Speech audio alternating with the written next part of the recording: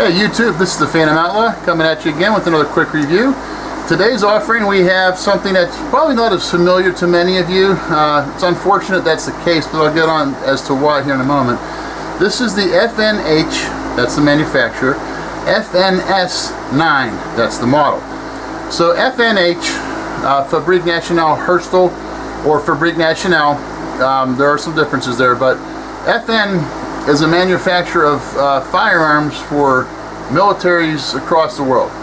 They are a very good, solid manufacturer. I think the reason not a lot of us are as familiar with them as other manufacturers is because there's really very little advertising going on with them. You just don't see a whole lot of their products in the gun stores. If you're prior military or current military, you're probably very familiar with some of their offerings. But if you're just the average citizen, you may not be as familiar with it. So I'm not sure that's a bad thing, it's just, it is what it is. So the FNH FNS-9, this is the full size. There is also a compact version of this. This is a 9mm. The overall length is 7.25 inches.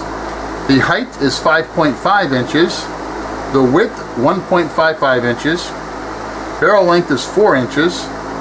The weight is 25.2 ounces, empty. The sight radius is 6 inches. Magazine capacity, 17+1. It's a striker fire gun with a trigger weight. Alright, so this is interesting. Let's talk about the trigger weight. On the website for FN, I came across a listed trigger weight of 8 pounds. Some of the reviews I read said it's about 8 pounds. Some of the reviews I read said it's coming in significantly lighter than that. I've tested mine on my trigger gauge, and I've probably done it 12 or 15 times, and I have yet to have it go over 6 pounds. I'm between 5.8 and 6 pounds on every one of my tests. I'm okay with that. So we're going to call it a 6-pound trigger. It is a polymer frame. The sights are a 3-dot sight system, and it does have an accessory rail. Alright, so those are the basic specs. We're going to move on and show you the pistol a little bit more here in a moment.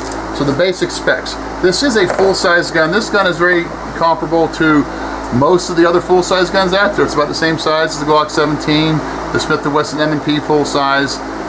Give you some ideas on that. So it does have the 3-dot white system, the white 3-dot system, I apologize.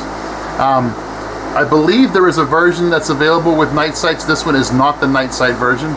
There is also a version of this pistol that has a safety. This version does not have the manual external safety. A couple differences there. This does have the two-tone finish. I believe there's also a black finish. I have not actually put my hands on one of those yet, but I have seen some pictures.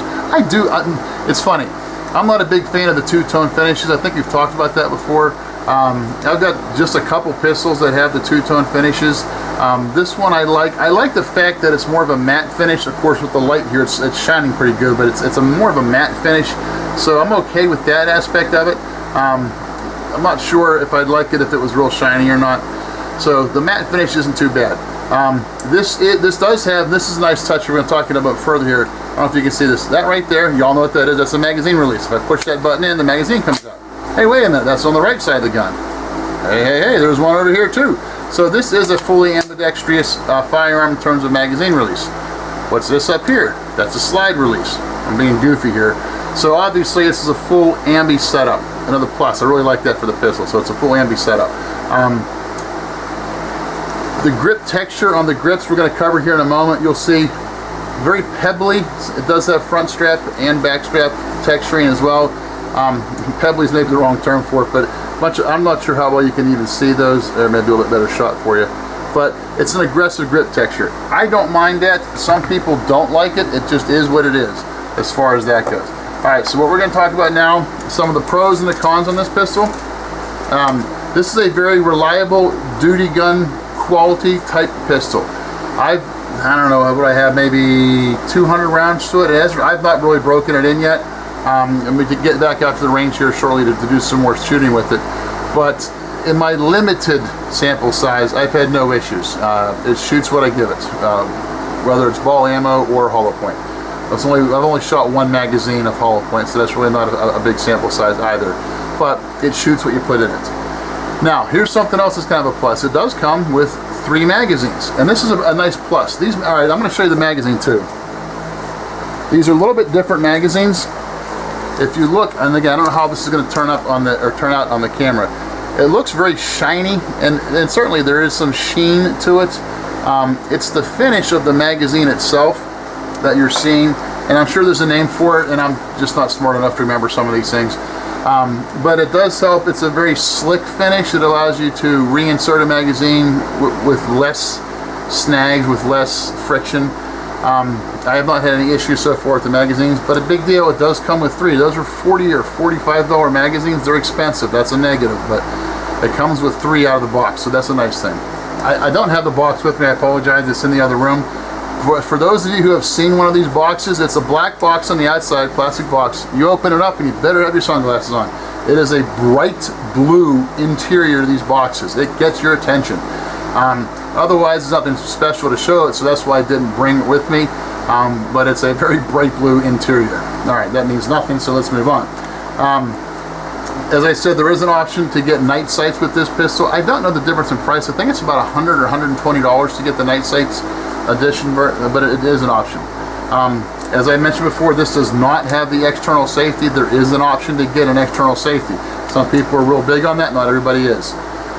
Ambidextrous controls, I've already mentioned. Again, if you're a left-handed shooter, this is a very viable option for you. So this piece right here, the back strap. Alright, so we're all familiar with changeable back straps because just about everybody seems to be making them these days. It's tougher to see on this one. I'll see if I can get a close-up for you here. There's a line just above my finger. So this piece here is removable. There's 2. I have now the flat one. The other one has a little bit of a bow, and I'm exaggerating, but there's a little bit of an arc here, so it fills up your hand bigger. This is the flat one. That's the one I have in now. I tend to like this one better. If you're looking to swap them out, there's a hole you can barely see in front of my fingertip right there, a little bit bigger than a paper clip.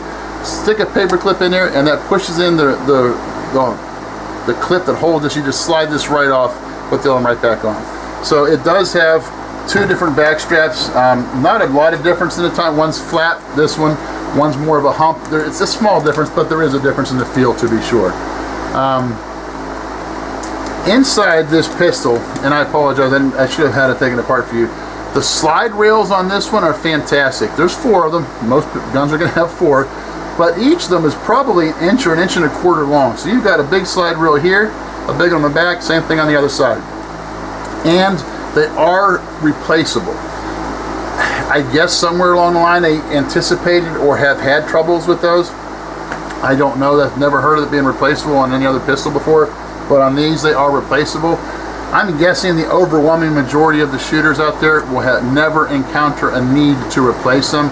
I would think you were talking thousands and thousands and thousands and thousands of rounds through it to have a need for replacement, if ever, but it is an option for that.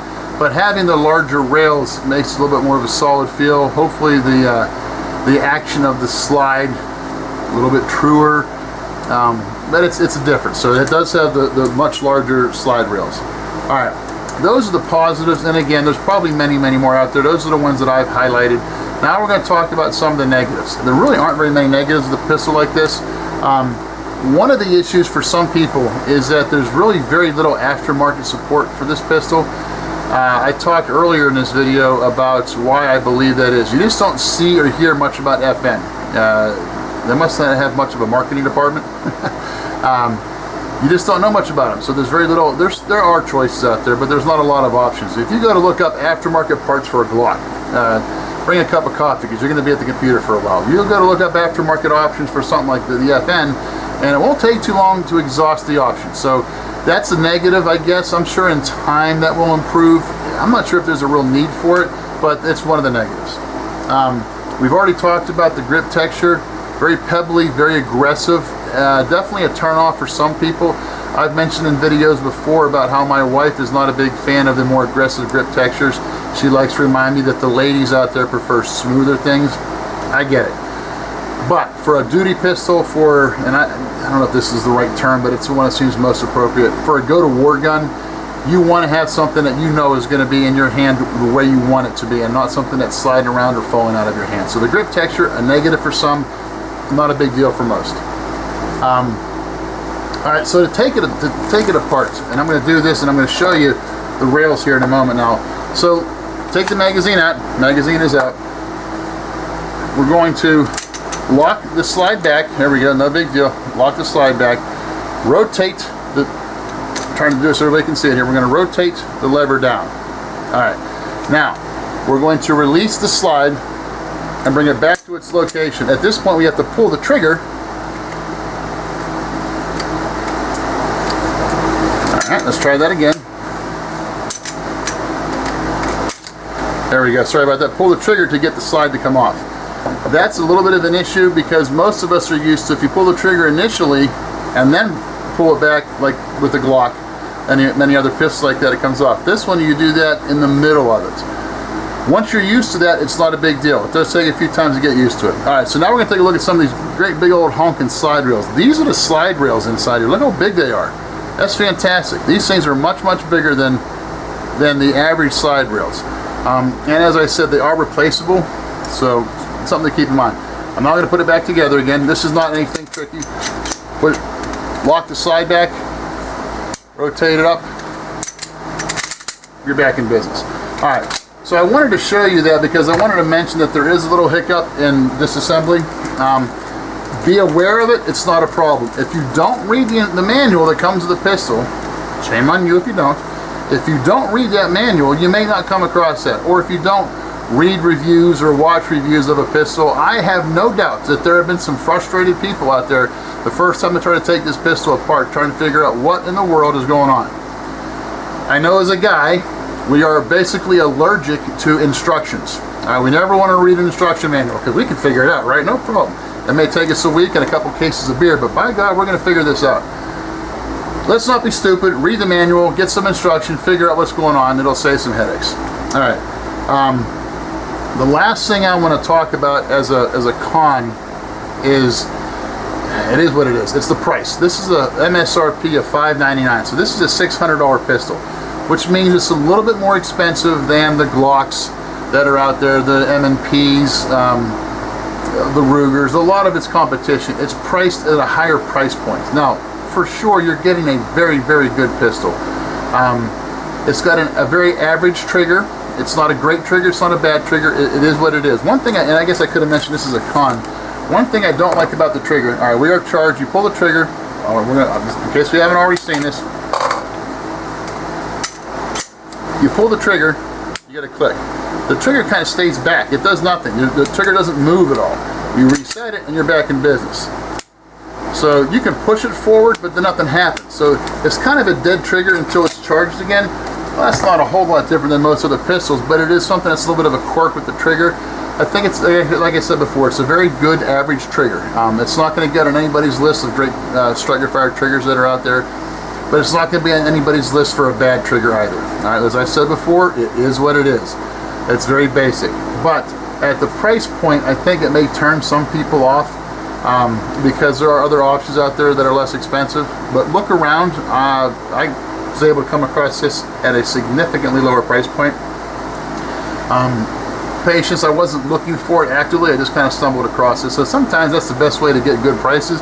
Keep your eyes and ears open as you're shopping places, and even if you're not looking for something particular, you might come across a deal that you weren't anticipating. So the price point can be a negative on it. Again, it's not a whole lot higher than its competition, but even at $50 or $100 more than most of its contemporary prices, it'll lose some favor with some people because of that. So that's what we've got going on. This is the FNH FNS 9mm. It's a mouthful. Hopefully it doesn't trip you up too much. I appreciate your watching today. Hope you're all doing great. We'll talk to you soon.